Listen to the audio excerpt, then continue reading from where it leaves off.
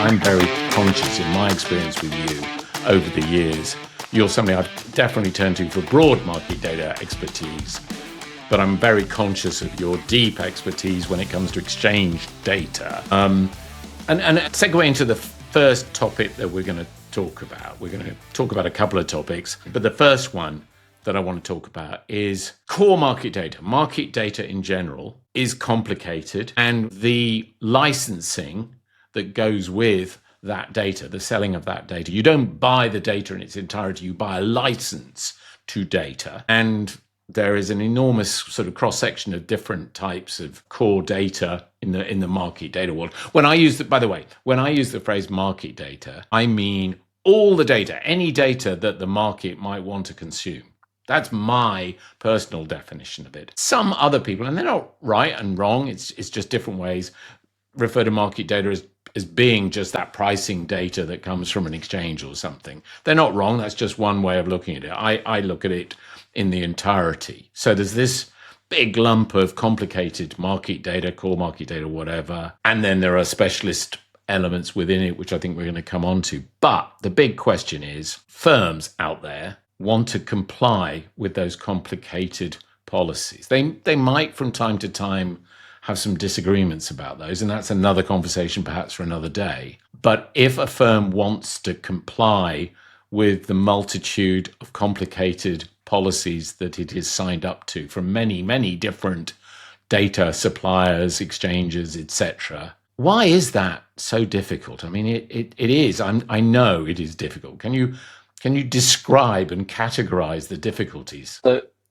Yeah, I agree with you about market data being everything data, but core market data I would describe as being four categories. One, regulated trading venue data, which is commonly often referred to as exchange data. Yep. Two, rating agencies data.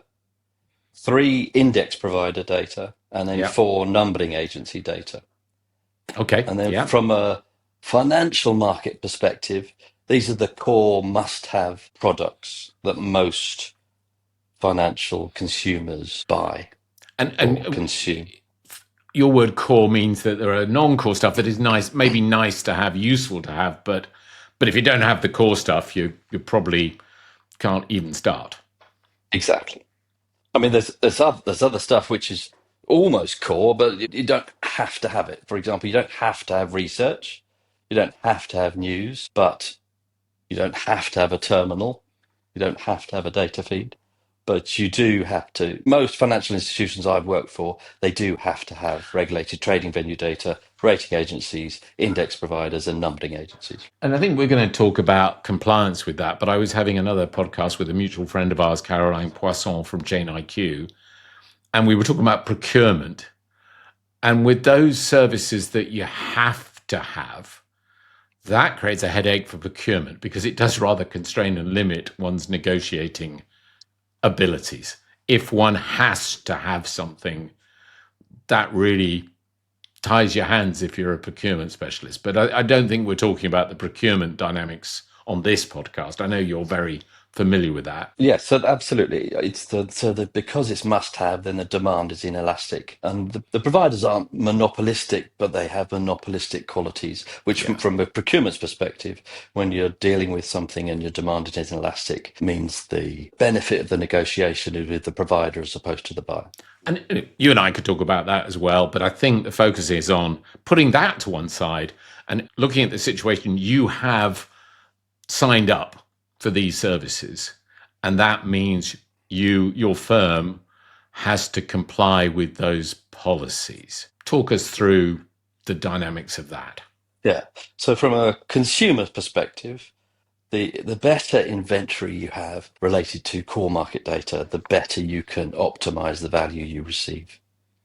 That's the number one thing, making sure you have the inventory. However, gathering the inventory, particularly in the 2020s and beyond, is becoming more and more difficult. And I'll go on to explain that in a second. So if we look at the four categories, if we look at exchange non-display data.